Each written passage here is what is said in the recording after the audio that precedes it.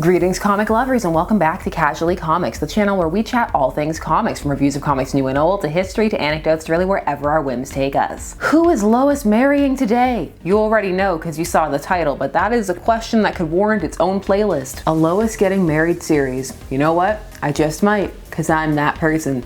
One of a kind. We recently took a look at the imaginary story that was Lois Lane marrying Batman, an outing that wanted to convince us that that wasn't the best idea and ultimately didn't quite succeed in doing so. That story had a toddler being trained to fight crime, Clark being assaulted by an exploding fire hydrant, and Lois brought a real live horse to a charity event. It was an experience. But you have not begun to see a comic try to convince you that an alternate pairing is a bad idea until you've experienced this issue of Superman's girlfriend Lois Lane. Issue 34 coming at us from 1962. In this, Lois marries Lex Luthor, a reformed Lex Luthor, much to my disappointment, but still, you know you want to see this Silver Age magic. Admit it, it's okay. There are no regrets here. Just love. We're gonna take a look at the madness, but before we get started, I'm Sasha, and if you're enjoying this content, you know what to do. Hit that like button, hit that subscribe button. Join us on this comic book journey. I had the biggest debate today about glasses on versus glasses off. I still have not fully decided upon it. The kind of struggles I'm dealing with, not like Lois. Which amazing superhero or villain is she gonna marry? Just like last time, this story was retconned into existence. This one gets to be on Earth 34.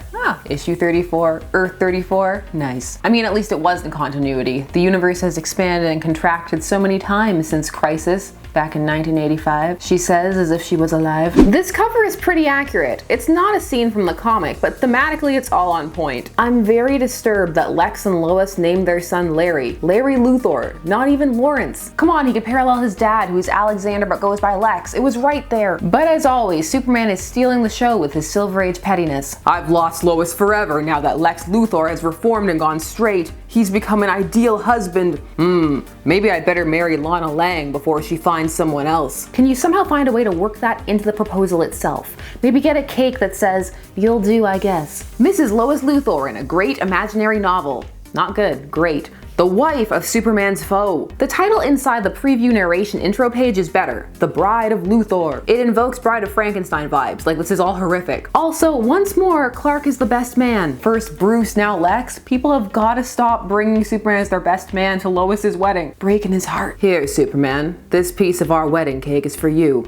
Thanks again for being best man. Now is the perfect time, Clark. Take the cake over to Lana and say you can use the same hall and get married after. Our imaginary story, which was DC's name at the time for their outside of main continuity stories that would later come to be known as Elseworlds, actually opens up with Lex kidnapping Lois with a giant claw-like device attached to a rocket ship. Only the finest kidnappings from Ms. Lane. In the Silver Age, Lex wasn't a businessman as of yet. That suave businessman persona would be a result of the post-Crisis John Byrne era, where Superman and his mythos were revamped and many details were subtly tweaked. Lex would also find himself getting slimmer in this period. For reasons. Probably to avoid the Kingpin comparison. While most now know Lex as both businessman and at times also mad scientist, because let's be real, get yourself a man who can do both, initially not all loved his transformation. In fact, Neil Gaiman of all people, yes, the acclaimed author of the Sandman comic, had some stuff to say about it. I've got receipts. Why? Because why not? It's a pity Lex Luthor has become a multinationalist. I liked him better as a bald scientist. He was in prison, but they couldn't put his mind in prison. Now he's just a skinny kingpin. I love the phrase that they couldn't put his mind in prison, because they also could have said couldn't imprison his mind, but you know what? It's fine.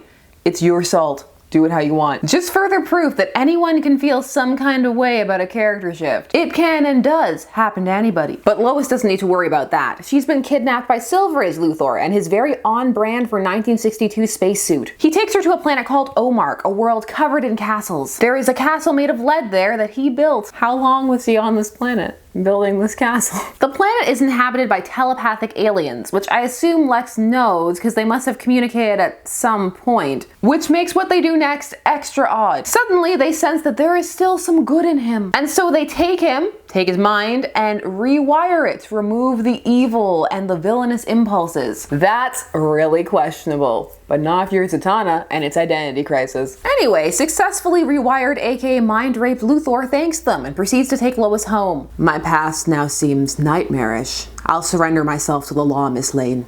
Can you forgive me? Of course, call me Lois. The new Luthor is charming. Keep those standards high, Lois. I love how he feels bad about kidnapping me. Definitely returning his call. Lex does turn himself in and even gives over some of the materials he was going to use for future heists. Lois has quickly turned into Lex's #1 supporter and fangirl. She loves this 180. In fact, she's going to defend him even from Superman. He returned voluntarily, even though it meant serving a life sentence. If your personality is forcefully altered by telepathic aliens, is anything you do truly voluntary? Issue 34 doesn't have time for that. It has even less time for that than Lois does for Superman questioning Lex's intentions. He gave himself up. What greater proof could you ask? Lois starts visiting Lex in prison and is a beacon of hope for Lex, as she states that she likes the new Luthor. And he doesn't end up staying in prison for long, because he uses one of the listening devices that he kept and did not turn over for reasons to eavesdrop on some of his fellow prisoners, and he learns that they're hatching a plot to kill the governor, and he decides that he can't let that happen, for he is good Luthor. So he gets another one of his gadgets, he summons it to himself, I guess he really didn't turn over a lot, and it's a 3D projector, and he uses it to project himself into the governor's bedroom, which he knew where it was because he was planning to rob him at some point back when he was evil. Anyway, his 3D projection of himself appears in the room at the same time as the would-be assassin, which distracts said assassin so that the governor can get his gun and save himself. A series of events that convoluted deserves a full pardon, and Lex knows exactly what he wants to do. First, he takes Lois to dinner. My past is black. Poor phrasing, but continue. I'm an ex-convict. Am I also a fool to hope you could learn to care for me? Lex, from the moment my thinking was straightened out, I've thought day and night of your beauty, your courage, your sweetness. I worship you, darling. Marry me, and I'll treat you like a queen. Stop. I admire you, Lex. You've become sweet and kind, and you are a real genius, but... Yes, I see. Superman is still the top man in your life. Well, I tried. I'll bury myself in my work. Guess I'll go cure cancer and end world hunger. Bye forever, Lois. All I'm saying is look at how productive good Luthor is following his rejection. Remember what Superman did when he learned that Lois was gonna marry Batman? Went to his shrine of mementos to her and destroyed it. However, things change on the Lois and Lex front a week later. Lois's car breaks down on the way to the office, and in a bid to save time and make it back on time, she decides that she's gonna jump off a cliff and then Superman can take her there. There's still a chance. Superman always saves me when I'm in danger. I'll leap off the cliff. After he streaks in and catches me, as he has done 1,000 times, I'll ask him to fly me to the office. Solid reasoning. No flaws detected. I hope this isn't what Lex meant by her courage. But Superman never shows up and she just plunges into the rocks below and gives herself a brain injury and she's dying, which is broadcast over the radio and heard by none other than Lex, who puts his generic sciencing aside to come save her with a medical science ray that is just called a new ray. The doctors just let him try because they say there's nothing that they can do, and he uses his ray and it repairs her brain cells and I guess also her contusions and other injuries. Lex also just gives them the ray. He truly is not a businessman yet. When Lois wakes up, she's stunned to learn that it was Lex and not Superman who saved her. Luthor saved me? Perhaps Superman didn't rescue me because he's tired of me, or maybe he's away somewhere in outer space. Yes, that's a very viable option. That should have been considered before jumping off a cliff so that you could make it to work on time. Suddenly, I realized what an idiot I've been to waste years hoping he'd marry me. And it only took a near-death experience. Ignore the fact that she's just transferring her feelings of affection from one man who saves her to another, and let's enjoy the budding romance. Actually, the next scene's meant to be sweet, and it kind of pulls it off. I'd be proud to be your wife, Lex dear. Marry me. Lois, I see they told you I saved your life.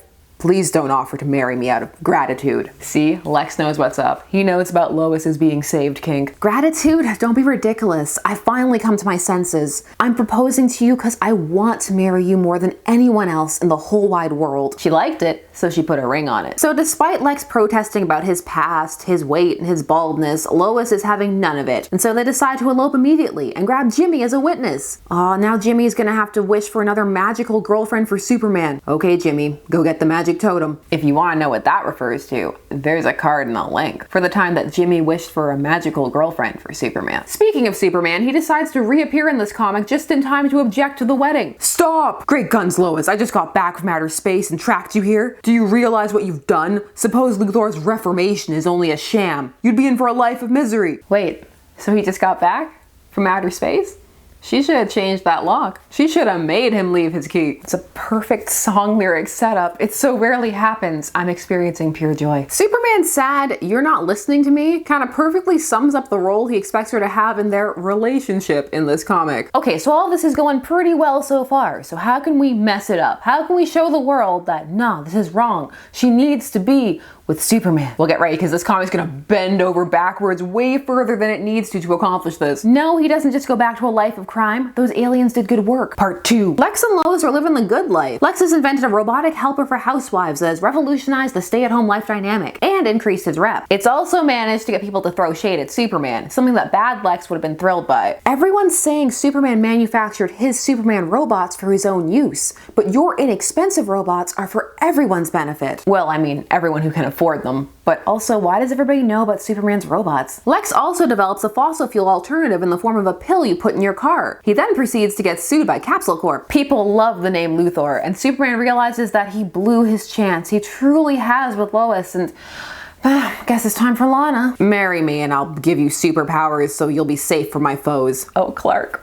You say the sweetest things. I accept. I love you so much. I don't care if I'm getting you on the rebound. Look at his face. He looks miserable. Oh my God, say no, Lana. The answer is no. She also goes by Super Lana when she fights crime with him. Just Lana deserved better all around. Super Lana. So even though Lex still has guilt over his past, Lois never has any regrets, and life goes on, and they have a son who they name Larry, who they hope will grow up and be a super scientist like his father. Oh, and Lex gives Lois the gift of immortality and eternal youth. Just, you know, happens. He found a youth alloy and there's only enough for one person, so he uses it on her. For he says that her sweetness and beauty must live forever. Lex Luthor, 1962. He didn't ask her either, he just dooms her to a life of immortality and ennui. Youth and beauty, what woman could ask for more? Can I get the choice as to whether I decide to be immortal or not? That's something I would enjoy, but that's just me. So how could this go wrong? Why, Larry, of course. He's fallen in with the wrong crowd and he's becoming a delinquent. You look young, Mom, but you've got old ideas. We like kicks. Is that a crime? Get off my back. Ooh, the youthful rebellion. I'm gonna cut myself on the edges. Larry breaks into the locked room they keep in their house, because that's always a great idea, and finds the records of his father's criminal past, which he was never told about. Also, these records have designs for some of the inventions. Convenient. Larry is thrilled and vows that he's gonna become a better criminal than his father ever was. So it is that Lois finds him secretly making a paralysis ray. Stop bugging me. Stay out of my room, Mom. Shall I tell Lex what's happening to our son? Yes. Yes, you should. Why would you not? Anyway, she doesn't, and so Larry continues his downward spiral and ends up committing a crime, and he gets captured by Superman, who does bring him back and doesn't send him to jail because of his friendship with Lois and says that she just needs to straighten him out and don't let him do it again. Spoilers. He does it again. Also, she still didn't tell Lex. Also, what happened to Lana, Clark? Lex finds out about his son's misdeeds when he is testing an espionage device he is planning to give to the FBI. He's using it to peer into space and check in on Space Alcatraz, which his son Larry is breaking into, you know, for kicks. Lex is horrified and teleports up there to stop it. I won't let you spoil your life as I did mine.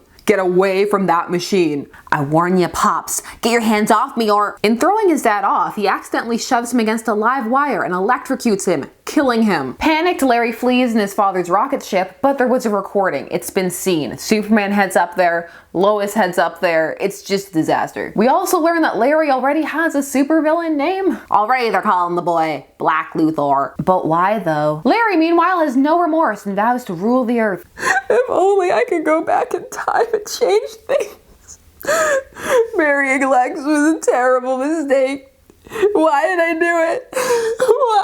Why? The end. I'm sorry, why was it a mistake exactly? The story wants you to think it's a bad idea, but it in no way earns it. Why was Larry bad? I don't know, he was born bad, the evil genetics went out. The second part of the story just flies right off the rails. This, in my opinion, is one of the weaker imaginary stories out there. It starts off with a solid premise, Lois marrying Lex, but it's restricted in that the Lex she marries is good, because Lois is good, so she has to marry someone good, or be tricked into marrying somebody evil, because comics code, you know. Morality. But good Lex is a boon to mankind, so if you want to go wrong in a way that isn't just the really predictable, oh no, he's a criminal again, you gotta work for it. And I mean, they did. There are elements here I like. I'm always amused by jealous, petty Superman. His reluctant marriage to Lana is a thing of dark beauty. I also do like the idea of Lois coming to her senses and moving on from Superman as he is in Silver Age and her comic book. He treats her atrociously in her own book. It's meme-worthy, and that's why I ask, where's my omnibus, DC? At the time of this recording, I don't know if it'll be out in the future. The execution of this story, for the most part, is pretty hokey. It even seems aware that its premise is a little silly. I do hope that Larry got his kicks. There's nothing more thrilling than patricide. At the end of the day, we've learned that Clark just shouldn't go off into space. Last time he did it on this channel, he came back and Lois was a horse. This time he came back and she's marrying Lex. We also learned that Lois will endanger her life if she is even mildly inconvenienced. How many people have died because Lois Lane wants to go to the hair salon? So that was Lois marrying Lex. It's okay, it brings some laughs, for me at least. But it's not the strongest issue of Superman's girlfriend Lois Lane out there. It definitely does showcase how random this comic can get though, and this is not even mid-tier mania for this comic. It's no Superman tricking Lois into believing she's a witch, that's for sure. So what did you think of this story? Canon has flirted with the idea of Lois and Lex more than once, so have adaptations. There's some who flirt with the idea that it's power that Lois is drawn to, hence her liking for Superman but not Clark. Are you here for them as a pairing? An evil power couple? Or reformed? Or just GTFO? Share all your thoughts down below, and while you're down there, please do all the YouTube things. Like, share, comment, subscribe, and hit that bell notification so that you never miss a vid. Thanks so much for taking some time out of your day to spend it discussing comics with me. I always appreciate it, and I'll see you again soon. Bye-bye.